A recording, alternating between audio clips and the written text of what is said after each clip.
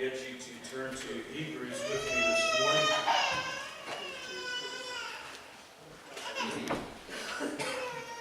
Hebrews chapter 11, verse 1 through 39. James 2, 24 to 26. And our final scripture is going to be in James as well. Elijah was just a man. Just a man. I talked to the teens a little bit already, so I'm going to continue here now. What's your favorite Bible story that you learned in church? No, it doesn't include Batman, buddy. They didn't hear what you said. Did anybody else hear that?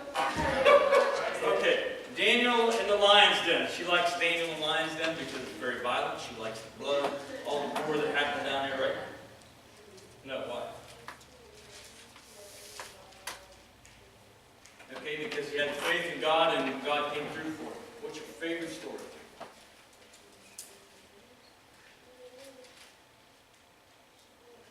Joseph in the coat of many colors? It's not the one about the donut holes? It's not that? No? Oh, okay, Joseph in the coat of many colors. Noah's Ark.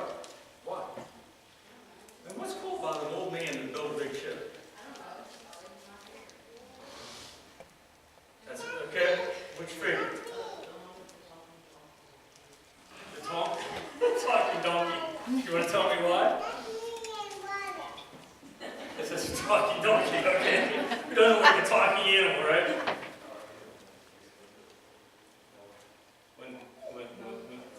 When they split the Red Sea? Or Moses split the Red Sea? Why? That's really cool. Why is it cool?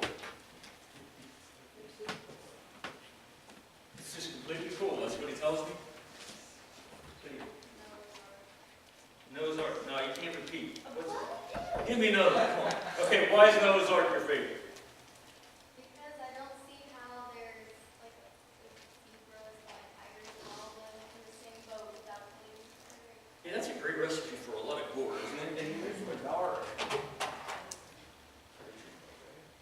Go raise him.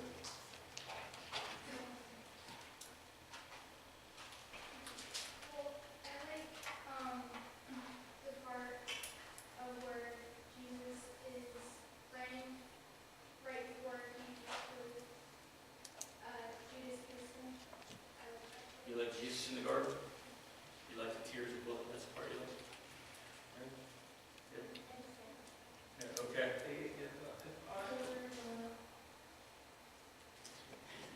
Jonah and the whale. There's a great one, isn't it? What kid wouldn't like Jonah and the whale? Here's this big fish, came along, ate a guy, and then threw him up on the beach, and the guy didn't take a shower, and he went and preached to people. How cool is that? Tell me somebody that would not believe a guy that came to you smelling like that, saying, you know, get straight or get right and all that kind of stuff. I need two adults, real quick. First two, favorite Bible story. Okay, this one first on Pam. What was it? David and Goliath. Another cool story for a kid, isn't it? I mean, you know, what kid doesn't like a little kid taking on a giant and eventually cutting his head off? Yeah, that's pretty cool. Are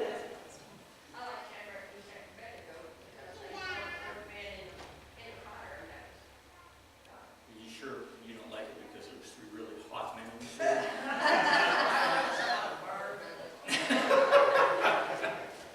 He likes John the Baptist because he didn't have to cut his hair and take a bath every evening. I can't help you with that, but I don't have anywhere to go with that. Hey, Pastor. Now, and then look at now, your old wife, with your own husband Buddy, or to tell you what is her favorite. Okay.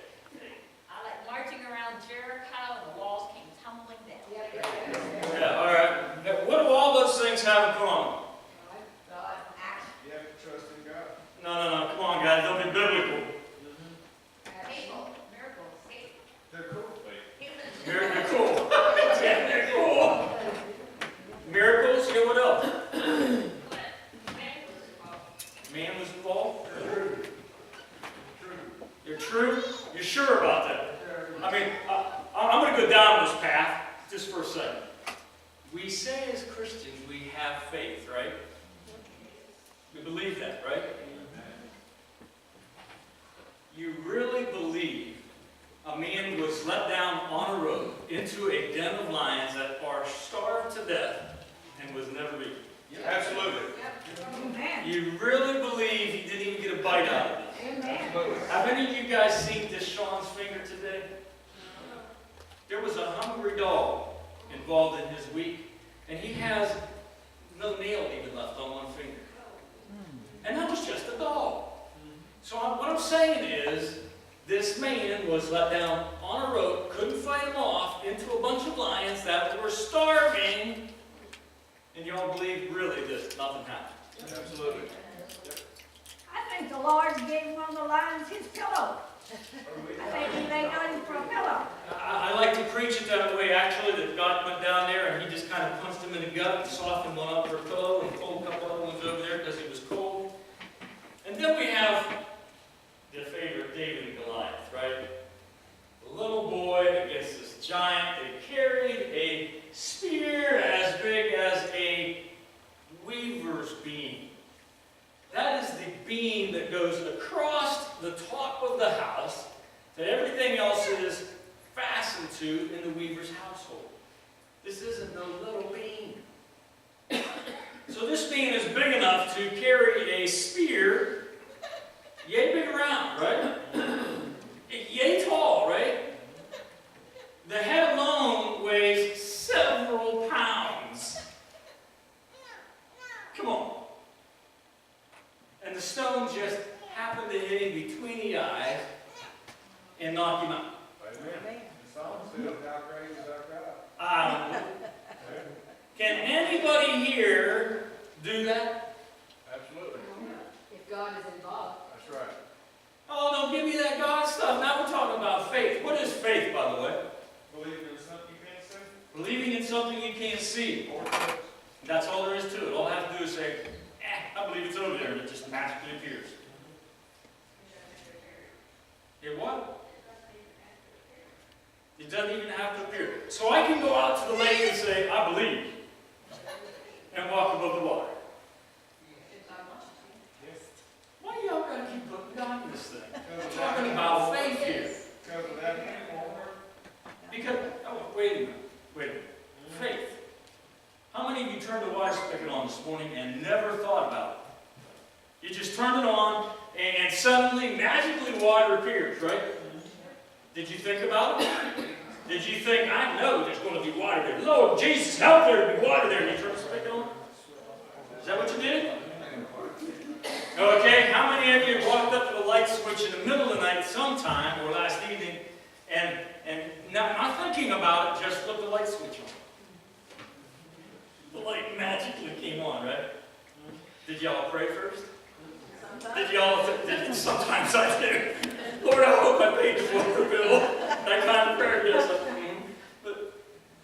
And yet you're telling me that I have to have faith. I mean, we hear faith preached and preached and preached. And the reality of it is, nothing else in the Bible, not one bit of it matters if you don't have faith. Reading through the great faith chapter is pretty cool. That's actually Hebrews 11, 1 through 39. There's this old geezer. By our standards, he's already ancient, no. It takes him forever to build this boat in a rather dry climate because he heard a voice. Now, what you guys know for reality is that my buddy Michael here, he hears voices all the time. If one told you to go out in the backyard and start building a boat large enough to house the entire football stadium, you gonna go out back and do it? I'm going to ask my wife first.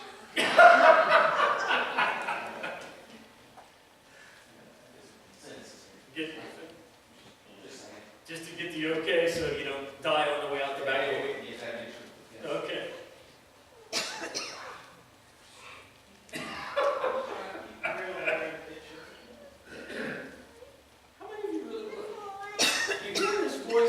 says, and you look at God and you go, I think that's you, but this is so stupid.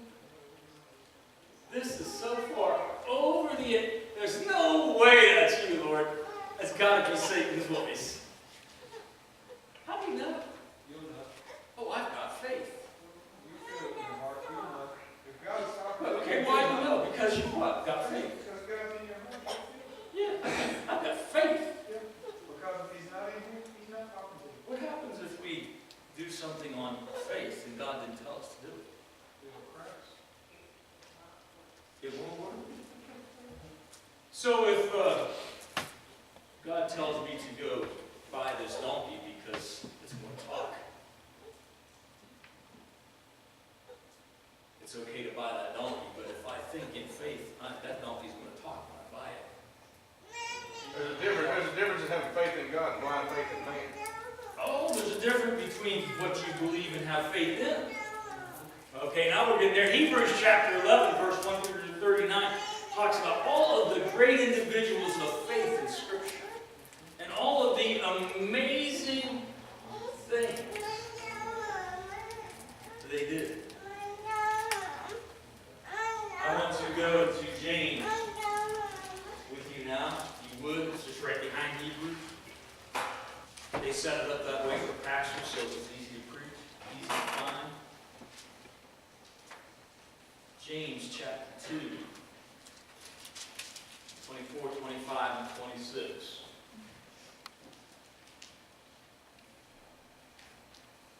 You see, a person is justified by what he does and not by faith alone. In the same way, was not even Rahab the prostitute considered righteous for what she did when she gave lodging to the spies and sent them off in a different direction? As the body without the spirit is dead, so faith without deeds is dead. So having talked about faith, everybody has a general consensus of what faith is and that every good Christian has faith. Show me what you're doing for Jesus.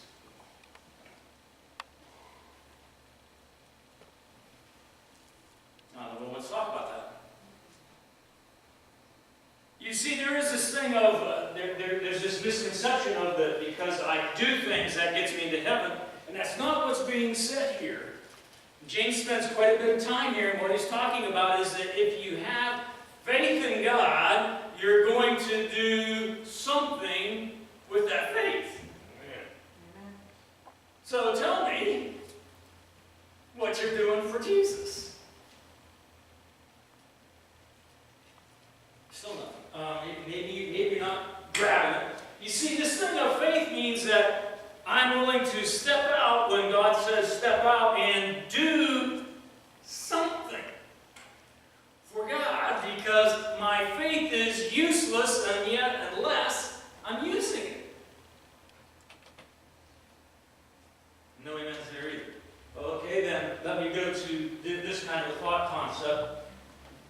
Biggest excuse I ever hear is listed there on that bottom little sentence. I'm just human. I'm just a man. I'm just, so I can't do anything, or I don't have any real value, or I don't have the abilities to. And we go down that road of excuse that I can't. And yet we say we have faith that believes in a God that can. You see this story that we're talking about here with Elijah, it amazes me. Here's a man that knows there's no personal good outcome for him in this. There just is there's no personal glory coming to him. There's no safety. There's nothing good about this for him. He's up there on the mountain. Hundreds of Baal priests are over here on this side of the line. They're cutting cutting themselves and screaming and crying and begging their God to cause fire to come down. And nothing. Side note, but this is my favorite part of the story, is how he goads them. Yell a little louder. Maybe he's sleeping. It has nothing to do with the sermon. That's just my favorite part of that story. You know, it's like, come on, wake up your God. You can yell a little louder than that. Maybe he'll hear you if you get louder. And nothing. And he goes over here and he starts from scratch. And he builds an altar for an offering out of stone. And he puts wood on there, and he puts the sacrifice on that. Then he instructs people to come and dig a trench around it. And he pours water on it until the water is just pouring out of that trench. Everything is soaked. And a man of faith, just like you and I, looked to heaven and said, Lord, don't leave me alone in this. Don't leave me alone in this. Glorify yourself. That fire comes down from heaven, consumes the sacrifice, the wood, the altar, the ground. And what does he do then? He strikes out and kills all of the priests, tears down their altar, because he has faith. In one day, he did the astronomical thing, which was to strike out against sin. And we look at that just like we look at so many of these stories, and that's a good story. He did it without fear, too. Yeah, it's just a story. We look at it that way, that it's got a nice meaning, but it's just a story. The reality of it is it really happened. The God that did that because of his faith can do the same kind of miracles in our lives if we have faith. Yes. Amen. Amen. Faith. Elijah was just a man. That portion of that also brings me to this thought, that we therefore have no excuse. Amen. We are all just men, or all just human. But God, the one who we have faith in, is so big, so real. Just as real today, as powerful today, as willing today, as he was for Elijah. Amen. But faith. Lord, Father God, we ask and pray this morning.